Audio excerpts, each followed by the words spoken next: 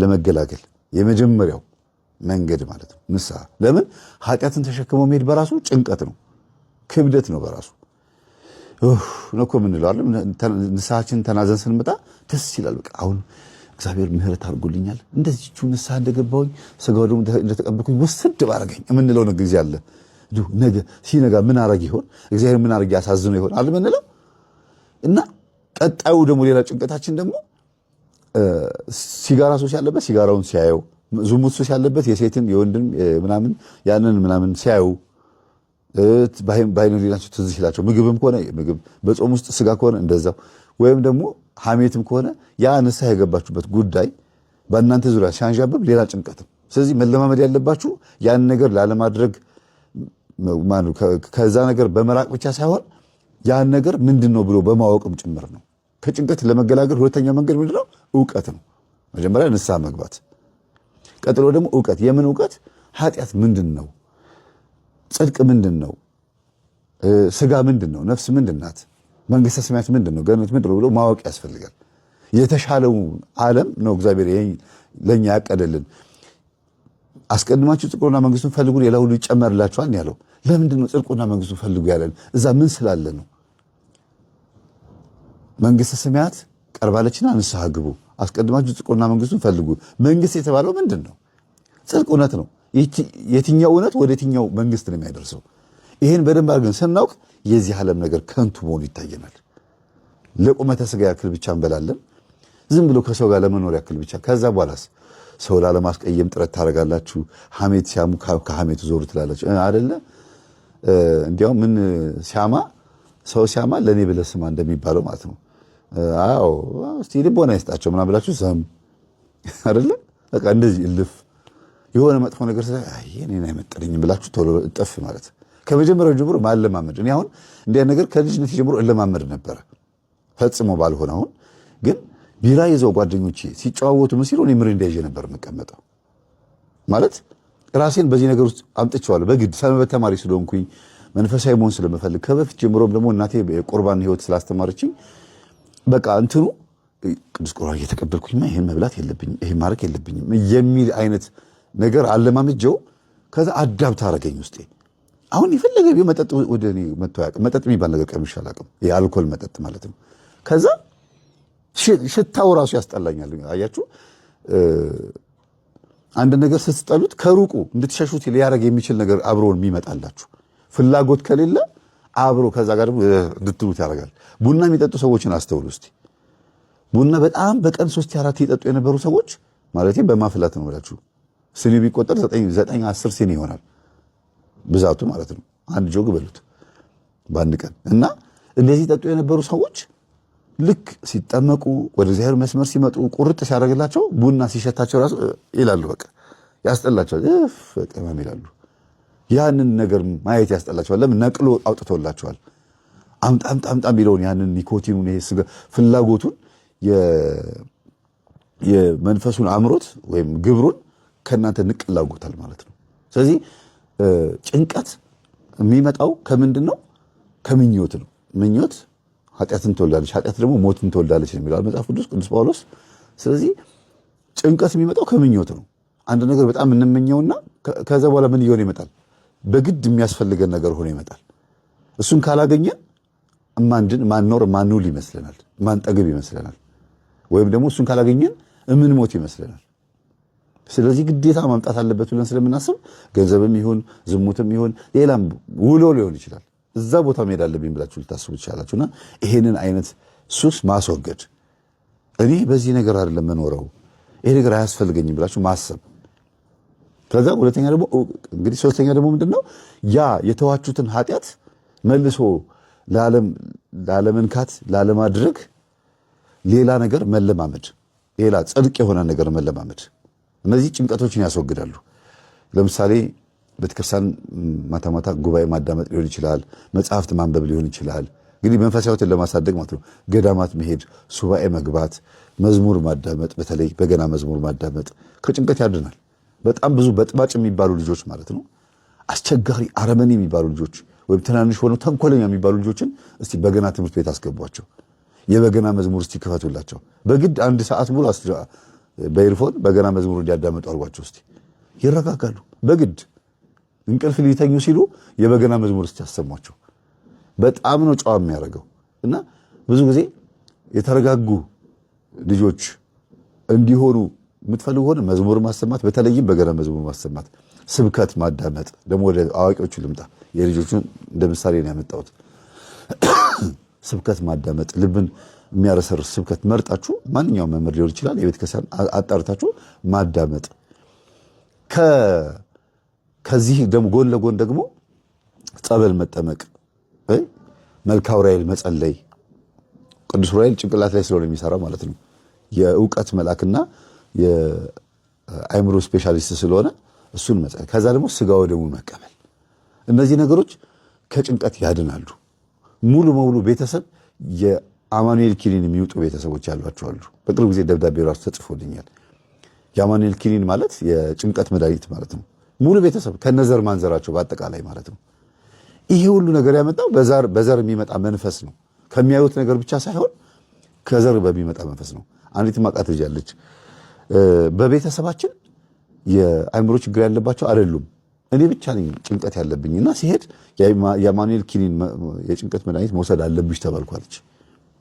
አይ ቆይ እስቲ ይሄ ነገር ከሆነ ሰው ነው የመጣብኛለች እና ፍቅረኛዋ ጋር ሄደች። ተጣልተዋለች እኮ ሄደችና ይቅርታ የመጣሁት እንታረቅ ልልህ አይደለም ግን ልጠይቅህ ነው እስቲ እባክህ እንደው እርዳኝ አለችው። ምንድን ነው አላት። ጓደኛ ይዟል ከፍቅረኛ ጋር ሲያግዝ ይሁን ችግር የለውም እኔ ልጠይቅ ነው የመጣው አለችው። እና ከፍቅረኛው ጋር ሆኖ ነው የመጣችው። በእናንተ ቤተሰብ የአእምሮ እድገት ዝግመት ወይም ደግሞ የመንፈስ ጭንቀት ምናምን እንደ የአማኑኤል ኪኒን የሚውጡ ምናምን ሰዎች አሉ ምናምን አለችው። ምን ነው ለምን ጠየቅሽኝ አላት።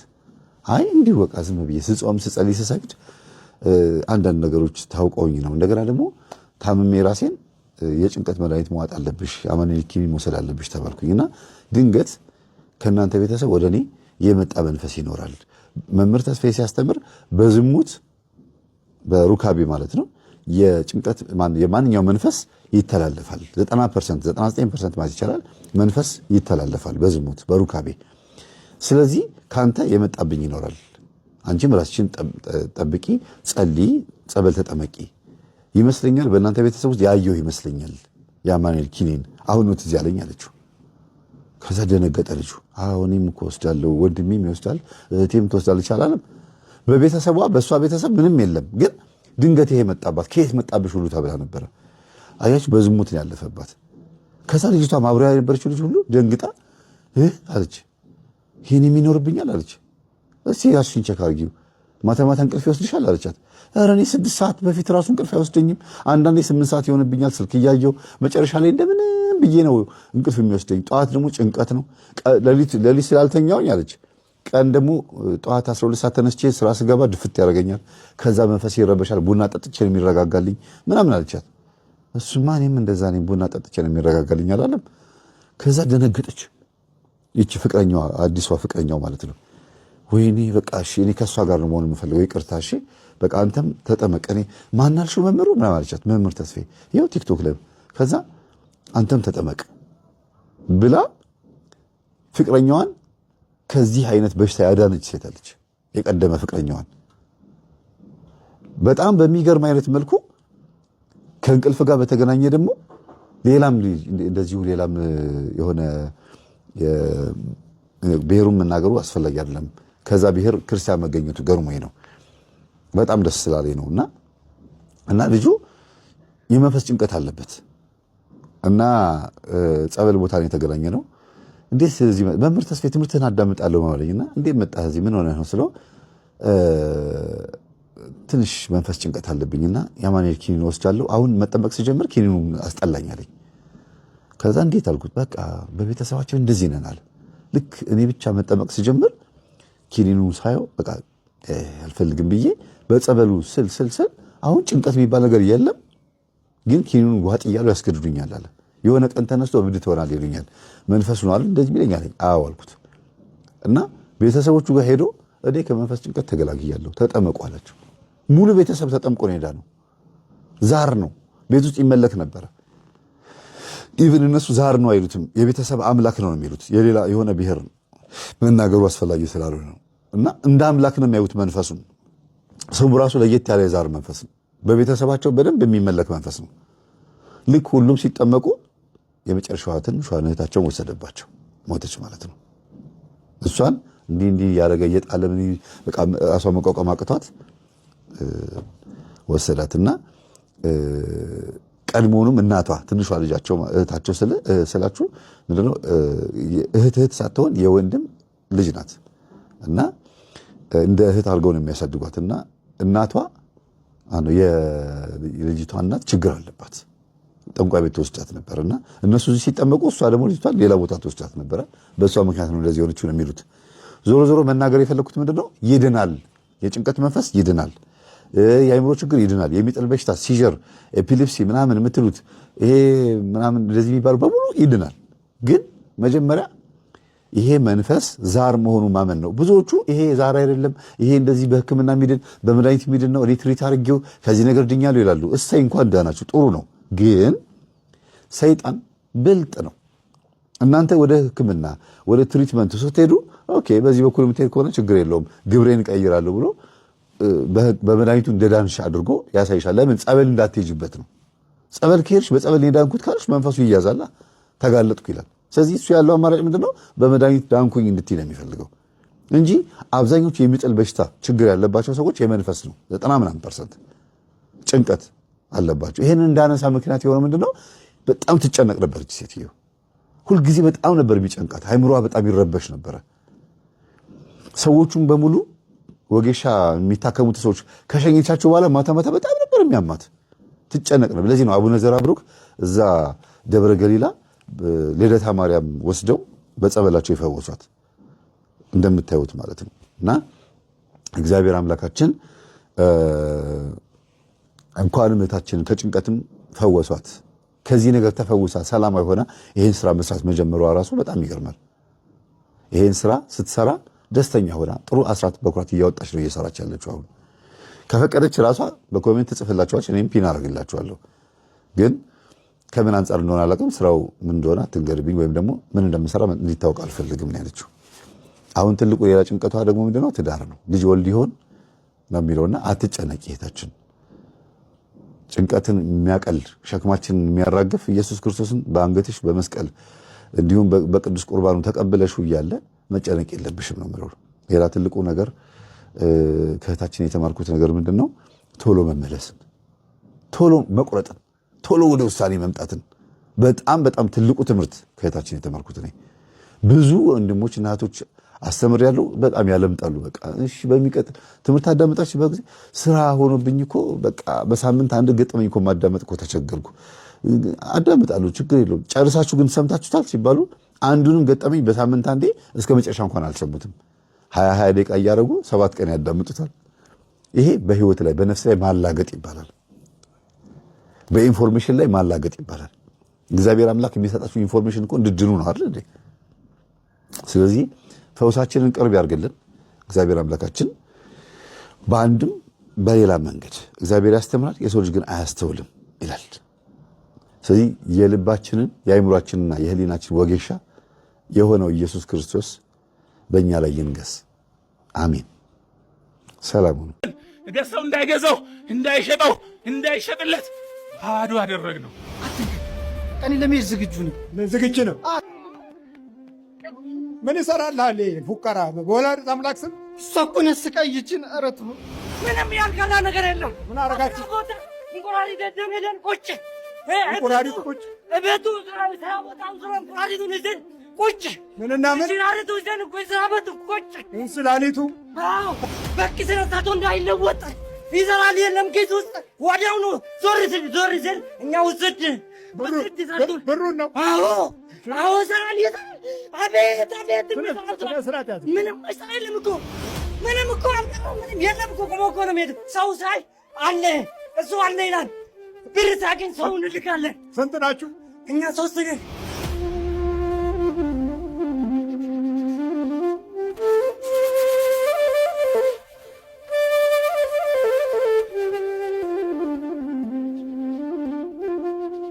ተነስ እዚህ ጋር ምንድን ነው? ድግምት ነው። የድግምት መንፈስ የድግምት መንፈስ የድግምት መንፈስ። ስንት ዓመት ነው ከያዝከው? 4 ዓመት ሆኖኛል። 4 ዓመት ሆኖኛል። ምን አረከው? 4 ዓመት 4 ዓመት ውስጥ 3 መኪና ነበረው። ባዶ አደረግነው። ባዶ አደረግነው። የመጨረሻ እንዲሞት ብለን መኪናው ላይ አደጋ አድርሴ ነው 3 ጊዜ መኪና ተገለባብጦ አልሞታም። ድጋሜ 6 ሰው ከሱ ጋር መኪና ውስጥ የነበሩት 6ቱም ጨረስ ናቸው። እሱ ሁሌ ሚካኤልን ይጠራል። አልቻልነው። ሚካኤል ይላል። ፈጥኖ ሚካኤል ይላል። ሁሌ ሚካኤል ይላል። አልቻልነውም። ስንት ሰው ገደል? ቅዱስ ሚካኤልን አልቻልነውም። በቃ አይ በአደጋው ስንት ሰው? 6 ሰው ገደል ነው በአደጋው። በምን አይነት መኪና? ተርባይን የአባይ መኪና ላዩ ላይ ወደቀበት። አምጥቴን ውስጥ ገባንና እንዲፈጫ ነው ወደታች እንደ ዱቄት ፈጫ ነው። ብቻውን ቀረ ቅዱስ ሚካኤል እያለ ብቻውን ቀረ። አሉ ከጎኑ አሉ። ኧረ የተረፉ ከሱ ጋር 4 ናቸው ከሱ ጋር የተረፉት። አዎ 3ቱም መኪና ባዶ ሆኑ። ይኸው አሁንም ይዞ የመጣውን መኪና እዚህ እንዳይደርስ ብለን እዚህ ባበላሸንበት እኮ እዚህ ጋር ባዶ አድርገን አቆምንለት እኮ። ጥሎ ነው የመጣ። ጥሎ ቅዱስ ሚካኤል ከከተልኝ ብሎ ነው የመጣ። ሚካኤል እየጠራ አልቻልነውም። ቻልነውም። በቃ ስንት ናችሁ? 10 ነን። አጋንንት ነው ሰይጣን?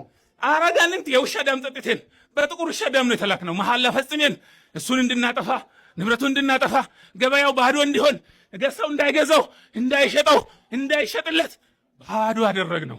ምንም ባዶ አስቀርተነዋል። ተልኳችንን ፈጽሜናል። ተልኳችን የመጨረሻ ነፍሱን ነጥቀን ማሄድ ነበረ፣ ግን አልቻልነውም። ተልኳችሁ ምንድነው?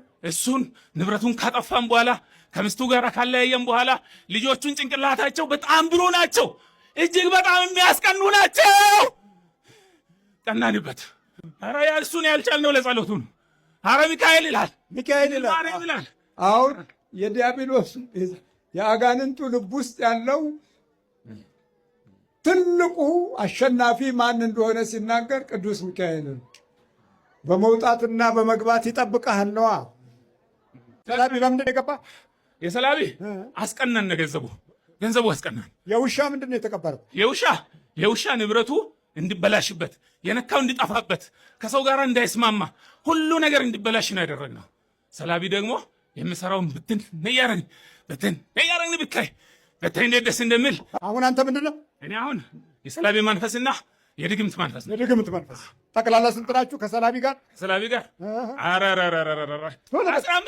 15 ነን። እሺ ተዘጋጅ። ከሰውነቱ ውጣ።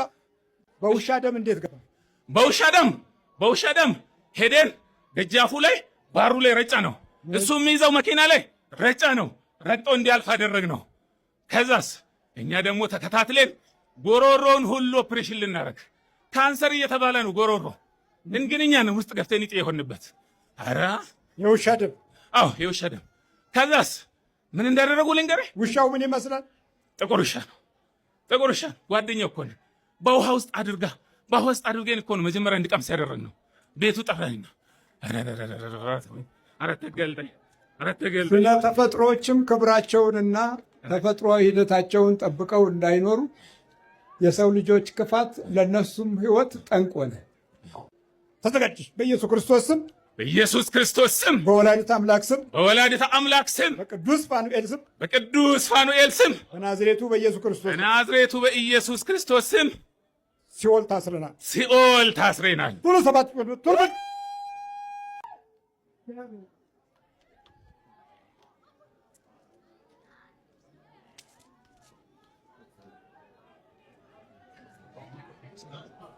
አቤት።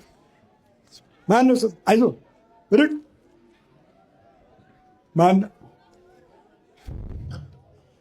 የክህነት ስሜ ተክለ ሚካኤል እባላለሁ። ዓለም ከወይ ስሜ ገዛኸኝ። አቤት። እንኳን ደህና መጣ። እንኳን ሰላም ጠበቁ። ሰላም ነህ? ክብር ለሥላሴ ይግባው። ቅዱስ ሚካኤል አዳነው። ስንት ሰው አልቆ ከመኪና ውስጥ ወጣ ይላል። አዎ እውነት ነው።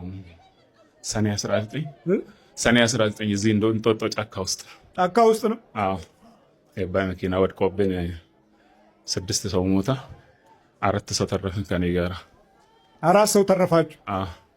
ሚካኤል በማለቱ ነው የዳነው አለ። አይ እኔ ሁሌ ሚካኤል ከልጅነቴ ነው ያሳደገኝ።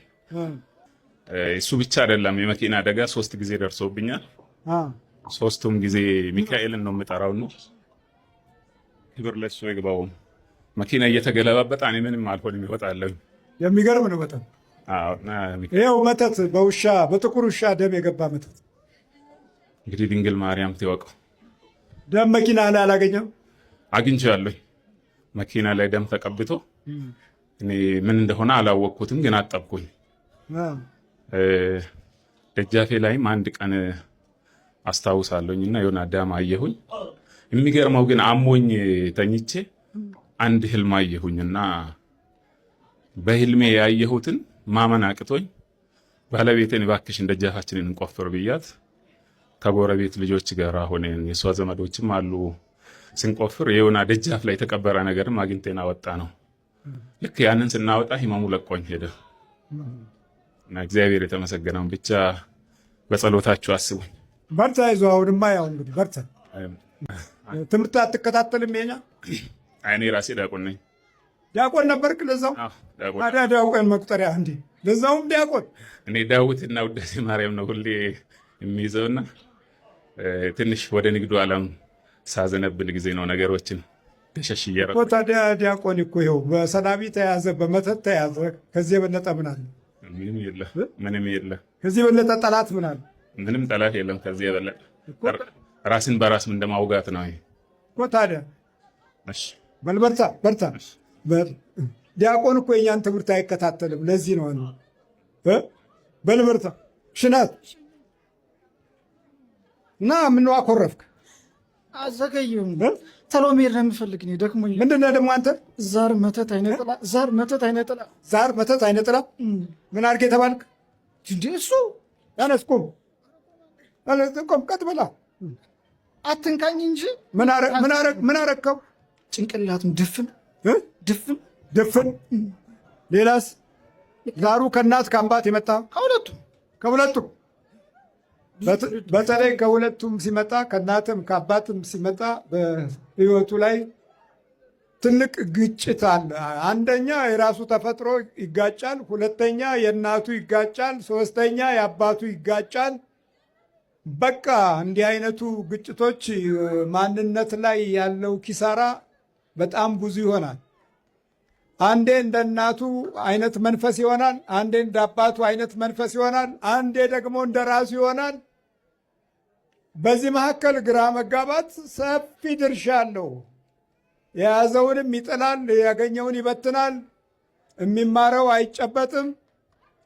አእምሮው ሁል ጊዜ ዘመቻ ላይ ነው። አእምሮ ሁሌ የሸፈተ አእምሮ ነው የሚሆነው። በልባጥ ነው ተከሰብነቱ አፈዘዝከው። አንተን እኮ በቃ ሁልጊዜ ነው የሚከታተል። ትናንትና እኮ ነው የመጣ። ከየት ነው የመጣው? ከባህር ዳር ነው።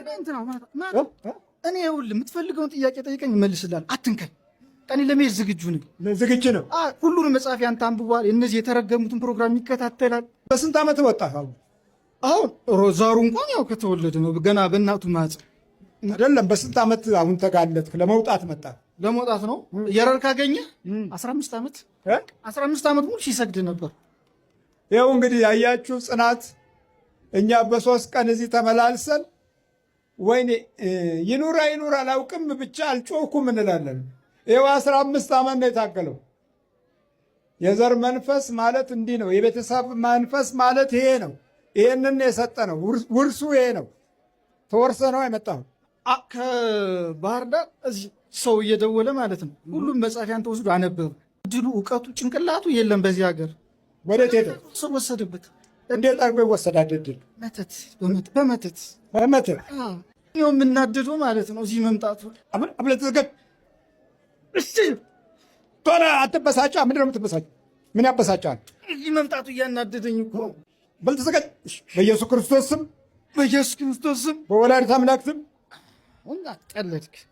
ጥራ ሌላ የፈለግከው ና፣ ወደዚህ ና። ወደኋላ አትሄድ። እሷን አታስጠራኝ። ሌላ የፈለግከውን እጠራለሁ። በወላዲተ አምላክ ስም። ኧረ በእናትህ በቃ በኢየሱስ ክርስቶስ ስም ተቃጠል። በወላዲተ አምላክ ስም። በ21 ስም 21 ደስ ይላል። 21 እኮ ቁጥር ነው። እንግባባለን። ኮድ ነው እንግባባለን። አይ በወላዲተ አምላክ ስም በወላዲተ አምላክ ስም በወላዲተ አምላክ ስም ምን ይሰራልሃል? ፉቀራ በወላዲተ አምላክ ስም እሷ እኮ ነው ያሰቃየችን። ኧረ ተው በወላዲተ አምላክ በወላዲተ አምላክ ስም በኪዳነ ምሕረት ስም ኧረ በቃ በቃ በቅድስት ድንግል ማርያም ስም አሁንም አሁንም በወላዲተ አምላክ ስም አይ በቅድስት ድንግል ማርያም ስም በእሺ ቆይ እንዳትመጣኝ በምንድን ነው እየከበደኝ እኮ ነው እኮ ታዲያ ጥራ በቅድስት ድንግል ማርያም ስም በስላሴ ስም በስላሴ ስም በኪዳነ ምሕረት ስም አሁንም እሺ በኪዳነ ምሕረት ሲኦል ታስረናል ቶሎ ሰበት እግዚአብሔር ይገስጽ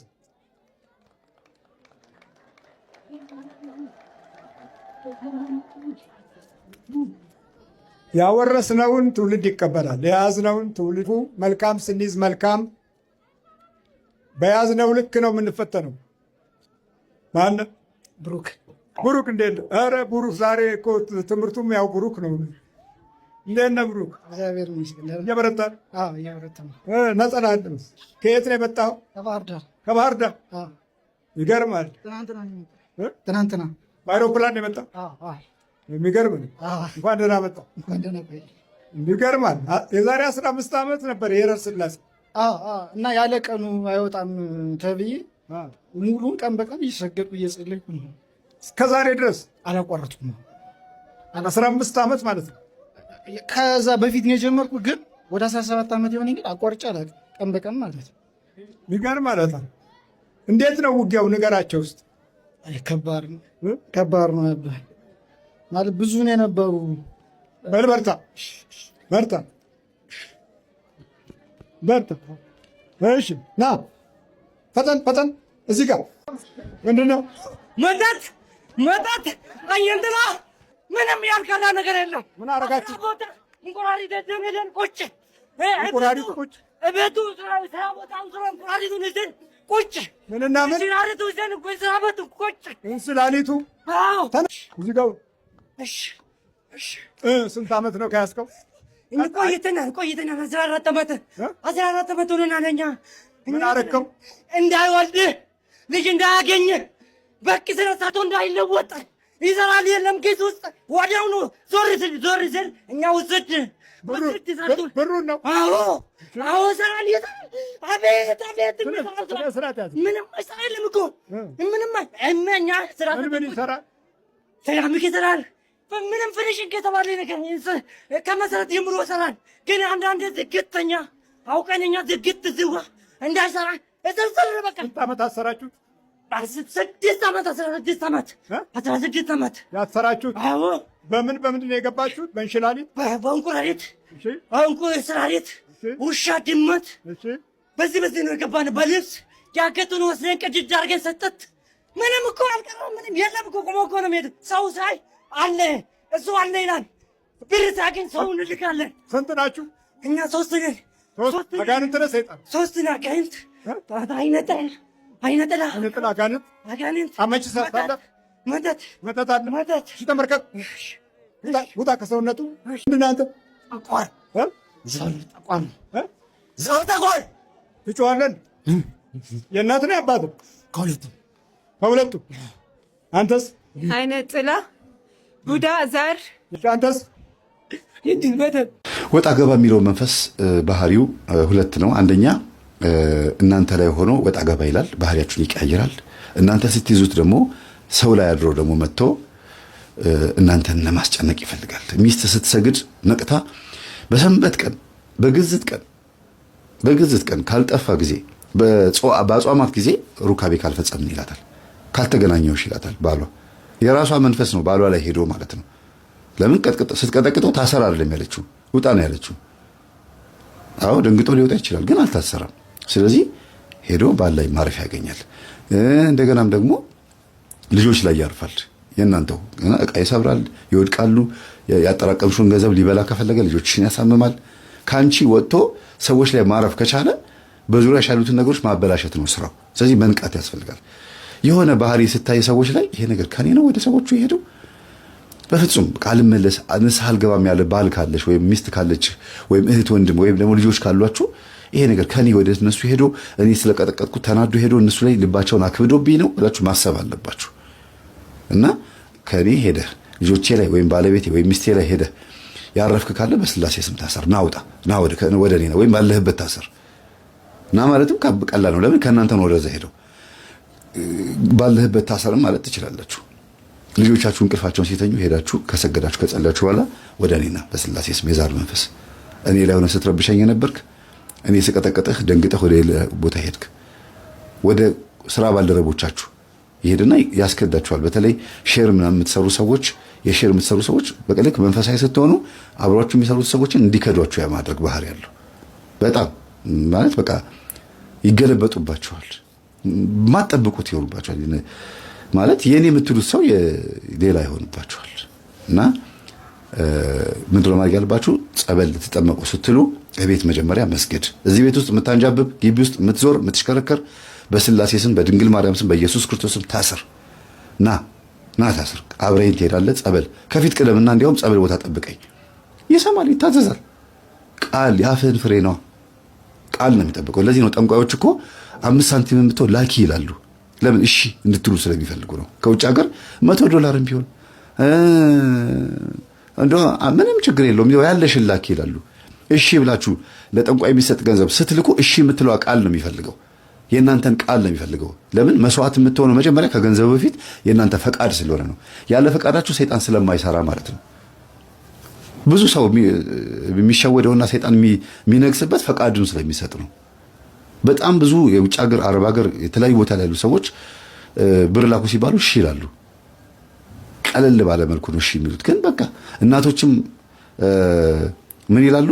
እስቲ ላኪና ለሚካኤል ልስጥልሽ አይሉም።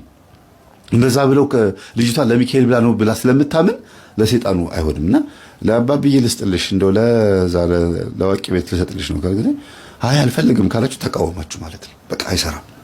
እሺ እንግዲህ ምን ይደረግ ብለሽ ከሰጠሽ በቃ ተስማማሽ ማለት ነው። በአትሊክ እንኳን ተስማምተሻል። አመቺሳ የሚያስታቀፉ እናቶች ምን አሉኝ? ይጠቅማቸዋል ይሄ። ውጭ ሀገር ነች ያለችው ልጅቷና ልጁን ኢትዮጵያ አምጥታ አመቺሳ ማስታቀፍ አልቻለችም። በቪዲዮ አድርገው ሰውየው ካሜራ ፊት ሆኖ እንደዚህ ብሎ አለ። ከዛ ብር ካሜራው አጠገብ አስቀምጭ አሏት። በቃ ተቀብያለሁ አላት። በስልክ እኮ ነው። አመቺሳ እንደዚህ ጀምሯል። ይሄ ምን ማለት ነው? ዋና ፈቃድ ነው ማለት ነው። በስልክ አመቺሳ ማስታቀፍ ስርዓት ተሰራ እና ልጁ ከታረግ እውነት በትክክል መንፈሱ ገብቶበታል። አመቺሳ መንፈስ ገባበት ማለት ነው። እኔ እንደዚህ ነው ልጁን የተቆራኘሁት እንደዚህ ነው አለ። እንዴ እሷ ውጭ ነች ያለችው ኢትዮጵያ መጥቶ ማያውቅ ከሆነ ይሄ ልጅ እንዴት አመቺሳ ገባ ሲባል በስልክ። ስለዚህ ፈቃድ ነው ማለት ነው ዋናው ነገር፣ የእናንተ የልብ ፈቃድ። ሰውየው ጥብስ ሊበላ አልኳችሁ እኮ በአብይ ጾም ውስጥ ጥብስ ሊበላ ሲገባ ሆቴል የለም አሉት። ጭማም ብሎ ተመለሰ። አሁን በልቷል ወይስ አልበላም? ጥብሱ የለም ተባለ። ግን እሱ ስለፈለገ ብቻ እንደበላ ተቆጥሮበታል። ይሄ ሰው ዩቲዩብ ላይ 1 ሰዓት ከ13 ደቂቃ የሚፈጅ ሞተው የተነሱ እናት ብላችሁ ስትገቡ ታገኙታላችሁ። ሴትዮዋ ማስወረድ ፈልገው ዶክተር ጋር ይሄዳሉ። ንስሐ ገብቻለሁ ሂጂልኝ አንቺ ሴትዮ ኃጢአት አትሁኝብኝ እንቅፋት አትሁኝብኝ ብሎ ዶክተሩ አባረራቸው። ማስወረድ ፈልገው ከዛ ልጁ ተወለደ፣ አደገ። የ15 ዓመት የ20 ዓመት ጎረምሳ ሆነ። እንደገና በዛው እድሜያቸው ደግሞ አሁንም ወለዱ። ሲወልዱ በምጥ ምክንያት ሞቱኝ። ሴትዮ ልጅ ወልደዋል፣ ግን በምጥ ምክንያት ሞቱ።